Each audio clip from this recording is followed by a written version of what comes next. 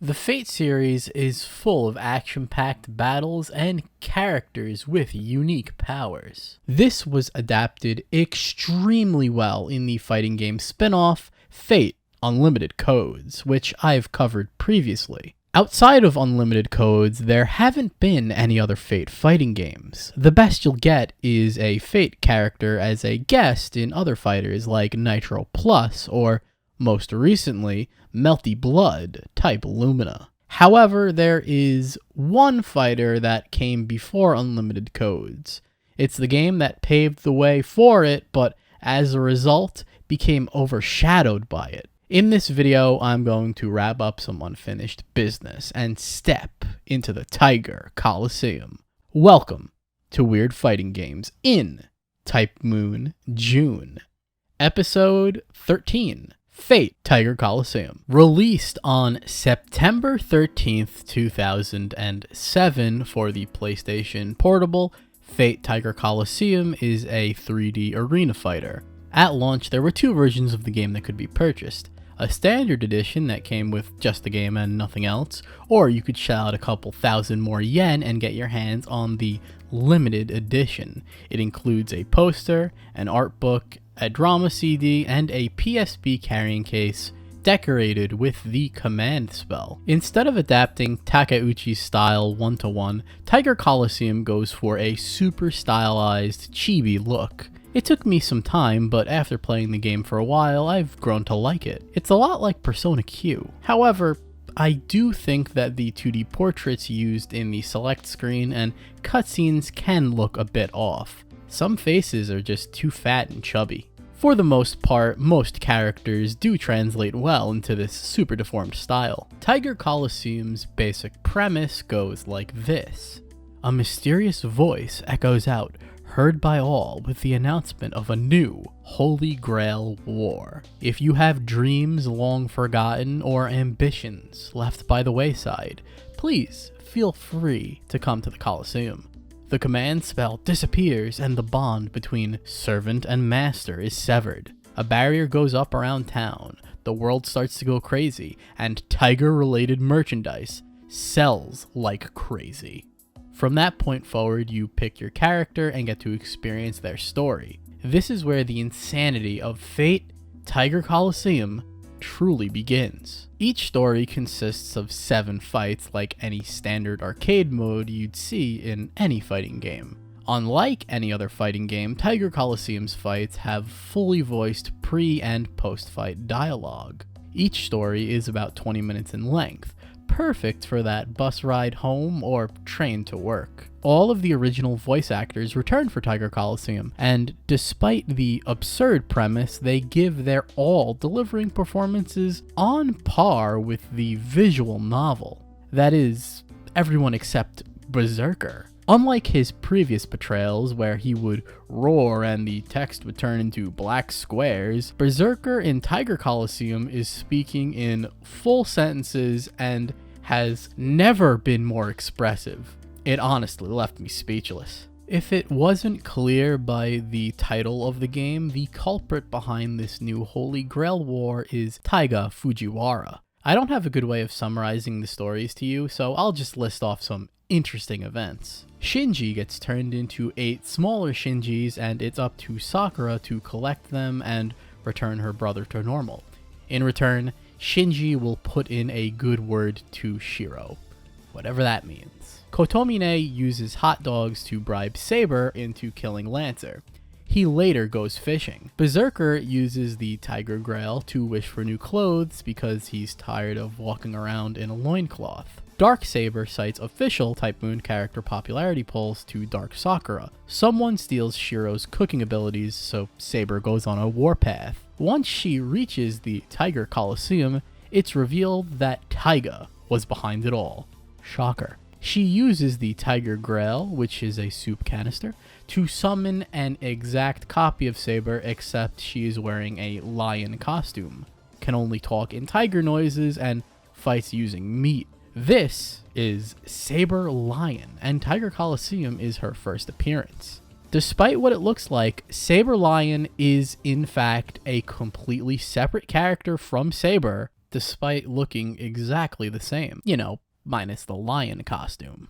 They were really hype about Saber Lion as she's all over the boxes for the regular and limited editions, and you know what? So am I. This character is so absurd that I can't not enjoy her inclusion. I would pay good money for a Fate Stay Night remake, but with Saber replaced by Saber Lion. It would simply be the most amazing visual novel experience of all time.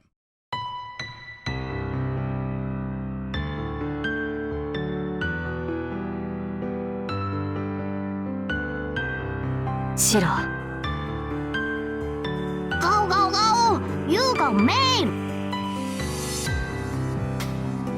The gameplay of Tiger Coliseum is anything but traditional. If I had to compare it with another fighter, then it would be the Power Stone series by Capcom, which is ironic since Capcom were the ones to publish Tiger Coliseum, and Power Stone had a PSP port. Coincidence? Yeah. Tiger Coliseum's gameplay revolves around getting points to win. How do you get points? By KOing your opponents. Once KO'd, you respawn after a set amount of time. Each character has their own point value assigned to them, based on how strong they are. For example, Gilgamesh is one of the strongest servants, so if you KO him, you get 12 points. In contrast, Shinji is the weakest master and dies in one combo, so he's worth 1 point. Berserker is the one exception here. He has 12 lives and must be KO'd 12 times to get any points from him. It's worth it because he's worth a whopping 60 points. So if you're playing on a team, it might not be a good idea to play 2 high level point characters, as it gives the enemy team more of a chance of winning. Even though Shinji is only worth a measly point, he can still win because if he lands the final blow, he can rack up the points. And if he dies, no big deal, because you have to work 7 times harder than he does. There are a handful of modes in Tiger Coliseum. In time mode, the person or team with the most points at the end wins.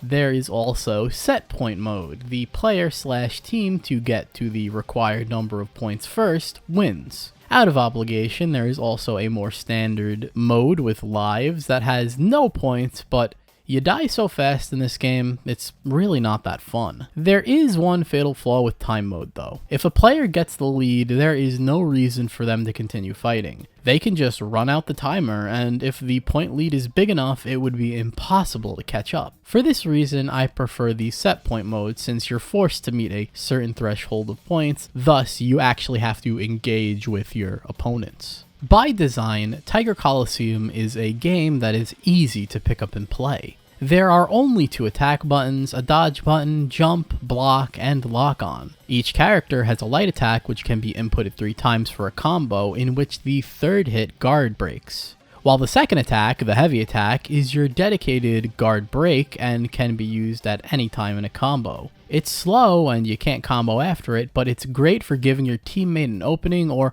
punishing defensive players. If light attacks hit at the same time, they clash and neither player takes damage. This is where dodging comes into play. By pressing X, your character will dodge. Do this while locked on and you can get behind your opponent. Say you know your opponent is about to go for a heavy committal attack. By dodging behind them, you've rolled out the red carpet for yourself to dish out that big damage. The dodge can also be used to make attacks with or as a general getaway tool, but you only have 4 bars of stamina before they have to recharge. Don't even think about trying to dodge without stamina because it leaves you completely defenseless. Each character also has an armored area of effect attack that is perfect for getting the unwashed masses off your back. Just press R plus light attack and start swinging. It does cost MP to use, which you might want to save. Why? Well, by collecting a special item, you gain access to super attacks. Most characters have 2 at 50% meter and 100% meter. These are your best attacks and often result in an instant kill. Great for racking up quick points or sparking the fuse for an explosive comeback. On the surface, it may seem like Tiger Coliseum is basic, and yes, you're not getting the depth you would get in a game like Fate Unlimited Codes or Melty Blood, but there's still enough here to have some fun, and then some. If you need to gain an advantage fast, tons of useful items litter the battlefield just waiting to be picked up. The rice fully heals you even if you're at full health, so it's always a good idea to grab it to deny other players healing. Rin's pendant will restore 50% of your MP gauge. The same thing I said about the rice applies here. Saber's sword gives you a damage boost, making you hit even harder. Gilgamesh's armor gives you super armor, letting you attack with reckless abandon. The boots give you a speed boost, making you lightning fast, letting you outrun any opponent, and the wings give you a double jump, great for traversing any terrain. However, the most important and sought after item is the Tiger Ball. The Tiger Ball expands your magic gauge by 50% and lets you use your supers.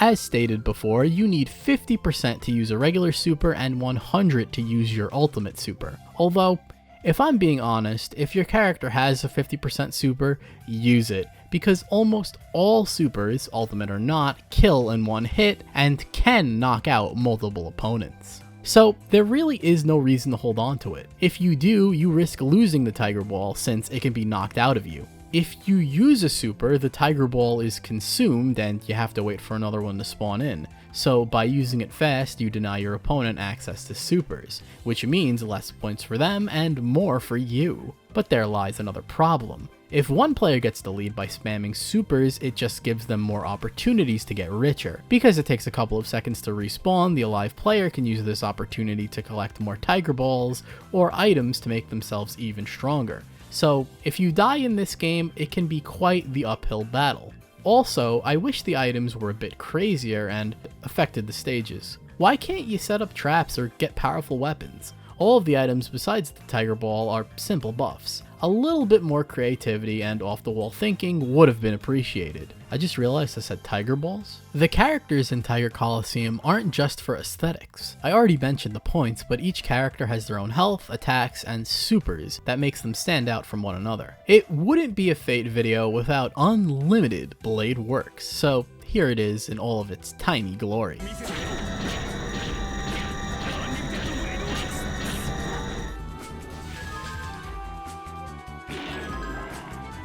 Some characters have slightly goofy twists to their supers. For example, Gilgamesh summons mops and brooms for Gate of Babylon. Ilya only has one super, but it's a screen nuke that summons the Berserk car. Soichiro has a snake puppet on his hand for some of his attacks, and this is what Rider's Pegasus looks like. Upon closer inspection, a lot of these supers in Tiger Coliseum are exactly the same as the ones we'd see in Unlimited Codes. That could be a coincidence since they are pulling from the same source material, but I'd like to think there was at least some inspiration. Personally, I really enjoyed playing Saber, Rider, and Gilgamesh. However, I think the most OP character in the game is Soichiro. He's fast, has moderate health, and unlike other characters, he doesn't have MP, so he can use his AoE attack whenever he wants. As a result, he also only has one super, but that means he can use it as soon as he gets a Tiger Ball. He can easily wipe out multiple characters in one punch. Among legendary heroes and powerful mages, the regular dude who can punch really hard comes out on top.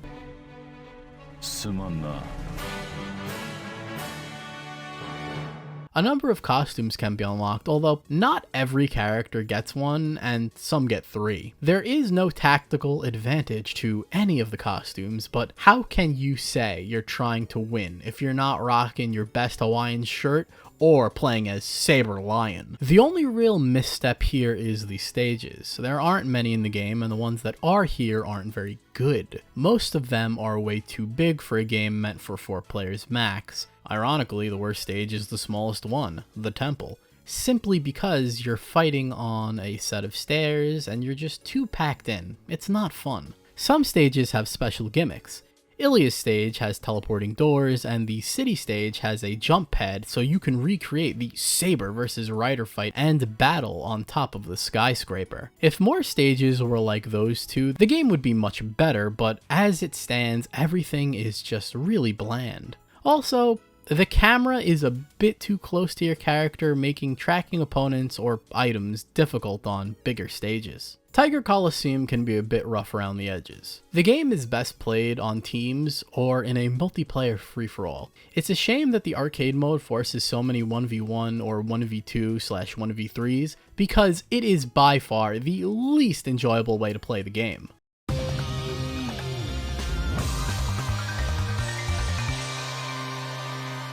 About a year later, on August 8th, 2008, Fate Tiger Coliseum Upper would release. It's an updated version of Tiger Coliseum with a ton of new characters and improved gameplay. Just because the game came out a year later doesn't mean that they weren't going to make another overpriced special edition. For those with deep pockets, you can pick up the Fate Tiger Coliseum Upper Megamori box, which includes a drama CD, a DVD with cutscenes on it, a full set of tarot cards for all of your fortune-telling needs, a card binder, and of course, what video game special edition would be complete without an art book? The extra year of development did wonders for Tiger Coliseum because the gameplay is much more solid. A mini-map has been added that lets you track opponents and items, making it much easier to strategize and plan ahead. A couple of new stages have been added, my favorite being the water park that has an interactive wave pool. Whoa!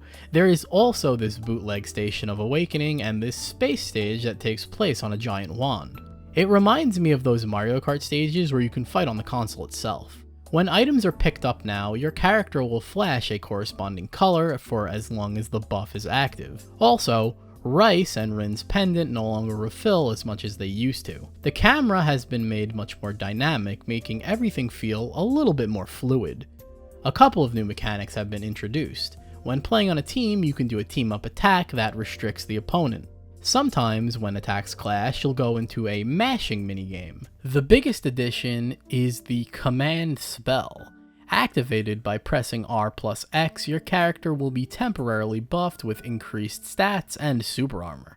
This gives you a bit of a comeback factor, but can only be used 3 times a match. This pairs great with a Tiger Ball because the super armor stops you from being knocked down, so you can build MP for an ultimate attack without much risk. With new characters comes new story modes. Unfortunately, none of the original story modes are playable and you're stuck with the new characters. Saber Lion is now her own character instead of being a costume, which I'm all for. Kiritsugu and Irisveal from Fate Zero join in on the fun, and then there are a bunch of magical girls, including the alter egos of Arcuade and Kohaku, Phantasma Moon, and Magical Amber, respectively. Oh, and Neko Arc, because why not? Out of all of the newcomers, I enjoyed playing Kiritsugu and Kohaku the most. With all of the new characters and quality of life changes, Upper is hands down the best way to play Tiger Coliseum. I stepped into the Tiger Coliseum with low expectations, but came out on the other side pleasantly surprised. The game is charming with its chibi art style, and because